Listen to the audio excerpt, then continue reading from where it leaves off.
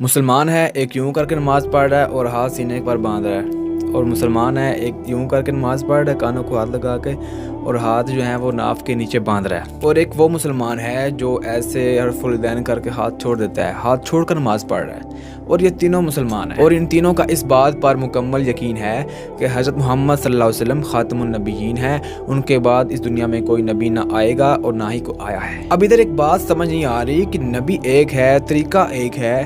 تو یہ مسلمان کیسے ہیں جو الگ الگ طریقوں سے اپنی نماز پڑھ رہے ہیں؟ نبی ایک ہے اور طریقے 3-4 ہیں، آخر یہ کس کو پاگل بنایا جا رہا ہے؟ افسوس ہے یار تم لوگوں پر کہ تم لوگوں کے اندر اتنی بھی عقل نہیں ہے، اتنی بھی سینس نہیں ہے کہ آپ لوگ خود سرچ کرو، خود پڑھو، خود کتابیں پڑھو کہ آخر اللہ کے نبی کی حدیث کیا کہتی ہیں، حدیث میں نماز پڑھنے کا صحیح طریقہ کون سا ہے، ہم اس کے مطابق اپنی نماز کو صحیح کریں۔ لیکن ہمارا مائنڈ سیٹ کیا بن چکا ہے کہ ہمارا جو امام ہے، ہمارا جو خطیب ہے، جو مولوی ہے، بس اس نے جو کہہ دیا ہم نے وہی کرنا ہے، سمعنا واطعنا۔ ہمارے لیے ہمارے آئیڈل یہ مولوی حضرات نہیں ہیں بلکہ اللہ کے نبی صلی اللہ علیہ وسلم ہیں۔ افسوس کی بات یہ ہے کہ جب ہم نے اپنی بیٹی کا رشتہ کرنا ہوتا ہے تو ہم اس محلے سے جا کر ہر بندے سے پوچھتے ہیں کہ بھائی یہ گھر والے کیسے ہیں، یہ ان کا رہن سہن کیسا ہے، یہ کیا کرتے ہیں، کس مذہب سے ہیں، اور ان کا محلے میں کیسا اخلاق ہے آپ لوگوں کے ساتھ، اور ان کے بارے میں اتنی تحقیق کرتے ہیں جس کی کوئی انتہا نہیں ہے،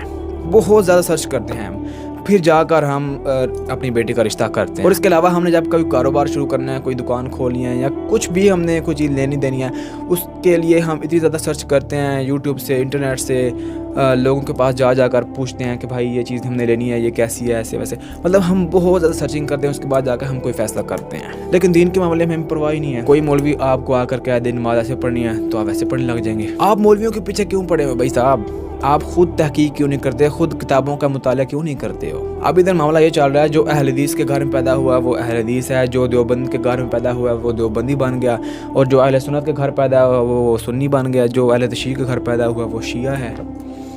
اور جو عیسائی گھر پیدا وہ عیسائی ہے، جو یہودی گھر پیدا وہ یہودی ہے۔